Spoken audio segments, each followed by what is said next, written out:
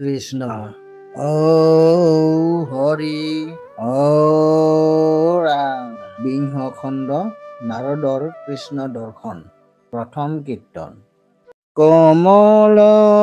লোচন ৰাম প্ৰভু ৰঘুপতি কি ৰাম হৰি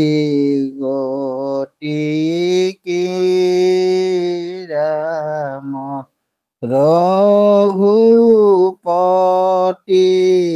শিশুপাল প্ৰমুখ্যেনি পতিগণ যিনি ভীষ্মক দুহিতা হৰি আনিলা ৰুক্মিণী ৰুগ্মক মুন্দিলা হৰি পৰম বিক্ৰমে অষ্টমহিষিক বিহা কৰিলা প্ৰথমে ৰাম। শিশুপাল প্ৰমুখ্যে নৃপতিগণ যিনি ভীষ্মৰ দুহিতাক হৰি আনি ৰুক্মিণীক ৰুগ্মবীৰক তাৰমানে বিয়া দিবা খুজিছিল। তাৰপিছত ৰুগ্মবীৰ মুন্দিলা হৰি পৰম বিক্ৰমে কৃষ্ণই ৰুক্মিণীক হৰণ কৰি লৈ আহি কি কৰিছিল, অষ্টমহিষিক বিয়া কৰিলা প্ৰথমতে। ৰুক্মিণীক প্ৰথমতে বিয়া কৰালে। গৰুৰত চৰি নৰ ককদিলা ধাৰ তাকো মাৰি পাইলা কন্যা হৰ জাৰ হবাক পঠাইলা প্ৰভু দ্বাৰকাক প্ৰতি সত্যভামা হমে পাছে গৈলা অমৰাৱতী ৰাম। গৰুৰ চৰি কি কৈছে, নৰকক দিলা ধাৰ, তাকো মাৰি পাইলা কন্যা 16,000 সবাকো পঠাইলা প্ৰভু দ্বাৰকা নগৰীত পঠাইছে। আৰু সত্যভামা হোমে বাছে ক'ত গৈছিল, অমৰাৱতীত গৈছিল। অদিতি কদিলা নিয়া অমৃত কুণ্ডল তমাকো অৰ্চিল আছি দেৱ আসন্দল বাসৱে সহিতে হৰি কহি কথা মাত খুজিলা ভাৰ্যাৰ পদে প্ৰভু পাৰিজাত ৰাম। অদিতিক দিলা নিয়া অমৃত কুণ্ডল দিছিল, আৰু তোমাক অৰ্চিলা আছিল দেৱ আখণ্ড মণ্ডল আখণ্ড, আৰু বাসৱে সহিতে হৰি কহি কথা কৈ আছে। আৰু সেই সময়তে সত্যভামাই কি খুজিলে, পাৰিজাত ফুল বিচাৰিলে। ইন্দ্ৰে নিদিবন্ত তাক জানিলা মুৰাৰী আনিলন্ত বলে পাৰিজাত কয়ো ভাৰী দেখি খেদিয়াছি ইন্দ্ৰে কৰিলা সমৰ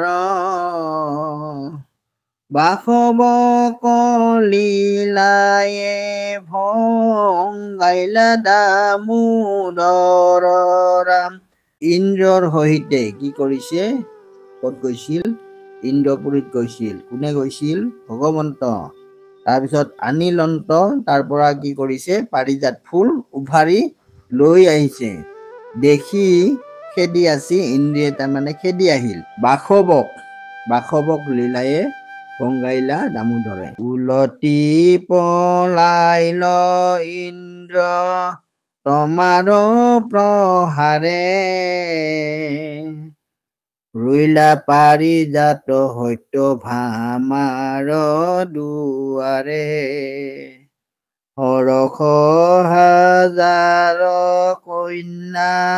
আনি ভিন্নে ভিন্নে দ্বাৰকাত বিবাহ কৰিলা একেদিনে ৰাম উলটি পলাই ইন্দ্ৰে কি কৰিলে প্ৰহাৰ কৰিব বিচাৰিছিল পাৰিজাত ফুল অনাৰ কাৰণে আৰু সেই পাৰিজাত ফুল আনি ক'ত ৰুলে সত্যভামাৰ দুৱাৰ মুখত ৰুলে আৰু 16,000 কন্যাক ভিন্নে ভিন্নে মানে বেলেগ বেলেগ কৰি কি কৰিছিল আনি দ্বাৰকাত একেদিনাই কৃষ্ণই বিবাহ কৰিছিল সেইটো হব দিব্য পত্নী যত বৰ নাৰী ততে শৰীৰ ধৰি কিৰি লামুৰাৰী 84 অধিক 13,000 প্ৰমাণ অলংকৃতা কৰি নিতে কৰায়া গদানৰাম আৰু কৃষ্ণই কি কৰিলে সেইটো হব দিব্য পত্নী গোটেই মাখাই সুন্দৰী একদম দেখাত ধুনীয়া আৰু কিৰিলা মানে সকলোৰে লগত আনন্দৰে মুৰাৰীয়ে কি কৰিলে 84 অধিক 13,000 প্ৰমাণ অলংকৃতা একেদিনাই কৰি নিতে কি কৰিছিল যোগান ধৰিছিল মানে গদান গৰু দান মানে বিবাহত মানে দিছিল আৰু গদান মানে গৰু ৰাম ইন্দ্ৰদেৱে পুৰস্কাৰ কৰিয়া তোমাক দ্বাৰকাক পঠাই দিলা সুধৰ্মা সভাক তাত বচিবাক যাহা প্ৰত্যহে উৎসুকে আগত জগান্ত আনি ৰথ দাৰুকে ৰাম আৰু ইন্দ্ৰে কি কৰিছিল পুৰস্কাৰ কৰিয়া তোমাক দ্বাৰকাক মানে লৈ আহিল পঠাই দিল কাৰ লগত সুধৰ্মাৰ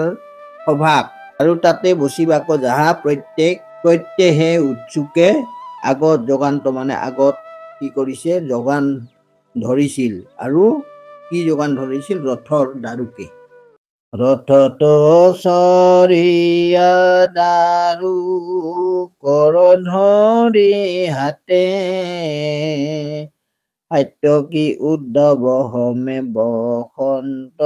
সভাতে গুৰু শুক্ৰ হমে যেন আকাশত শশী সভাকৰণ দিয়া প্ৰভু ৰংগে থাকা বচিৰাম ৰথত চৰিয়া দাৰুকে কি কৰিছিল হাতত ধৰিছিল আৰু সাত্যতিক উদ্ধৱ হমে মানে বসন্ত সভাত যেনিবা বসন্ত ঋতুৰ নিচিনা একটা মানে ঋতু নিচিনাই ক'ব পাৰি গুৰু শুক্ৰ হমে যেন আকাশত শশী মানে চন্দ্ৰ সভাক ৰঞ্জিয়া প্ৰভু ৰংগে থাকা বচি মানে কৃষ্ণৰ পিছফালে যেনিবা চন্দ্ৰ